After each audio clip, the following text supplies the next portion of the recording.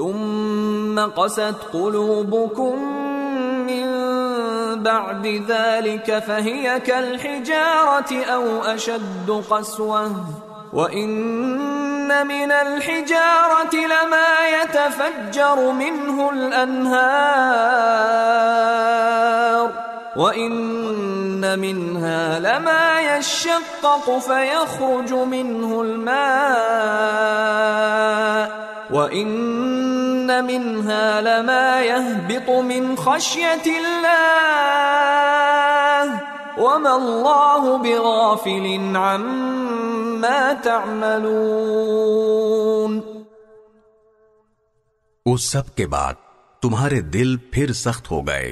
یہاں تک کہ وہ ایسے ہو گئے جیسے پتھر، بلکہ سختی میں کچھ ان سے بھی زیادہ، کیونکہ پتھروں میں سے کچھ ایسے بھی ہوتے ہیں جن سے نہریں پھوٹ بہتی ہیں، اور انہی میں سے کچھ وہ ہوتے ہیں جو خود پھٹ پڑتے ہیں اور ان سے پانی نکل آتا ہے، اور انہی میں وہ پتھر بھی ہیں جو اللہ کے خوف سے لڑک جاتے ہیں، اور اس کے برخلاف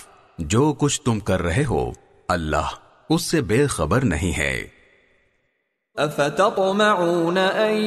يؤمنوا لكم وقد كان فريق منهم يسمعون كلام الله ثم يحرفونه من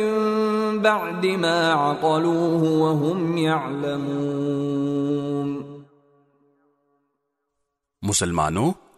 کیا اب بھی تمہیں یہ لالچ ہے کہ یہ لوگ تمہارے کہنے سے ایمان لے آئیں گے، حالانکہ ان میں سے ایک گروہ کے لوگ اللہ کا کلام سنتے تھے، پھر اس کو اچھی طرح سمجھنے کے بعد بھی جانتے بوجھتے اس میں تحریف کر ڈالتے تھے۔